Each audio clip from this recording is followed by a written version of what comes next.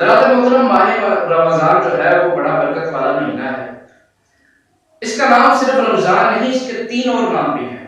پہلا نام تو جو ہے وہ ماہ رمضان ہے، وہ جو اس کی وجہ کیا ہے وہ میں نے اپنی پچھلی ویڈیو میں بتا دیا ہے۔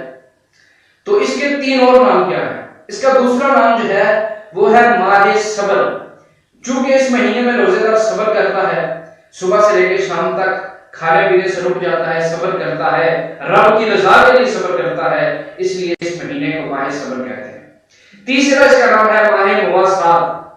مواسات کا مطلب ہے بھائی چارہ، بھلائی کرنا، غمخواری کرنا، چونکہ اس مہینے میں مسلمان جو ہے وہ مسلمان بھائیوں کے ساتھ بھلائی کرتا ہے، ان کی غمخواری کرتا ہے۔ تو میں ان مسلمان بھائیوں کو جن کو اللہ نے مال دیا ہے ان سے بھی گزارش ہے کہ اپنے محلے میں، اپنے ارد گرد دیکھیں جہاں کوئی مسلمان جو ہے وہ جس کو ضرورت ہے، جو ضرورت مند ہے، اس کے گھر جو ہے وہ ضرورت کی اشیاء جو ہے وہ فراہم کی جائے تاکہ اللہ پاک آپ سے راضی ہو جائے، وہ بھی اپنے گھر جو ہے وہ اچھے طریقے سے رمضان گزار سکے۔ تو چوتھا اس کا نام ہے ماہ وسعت رزق۔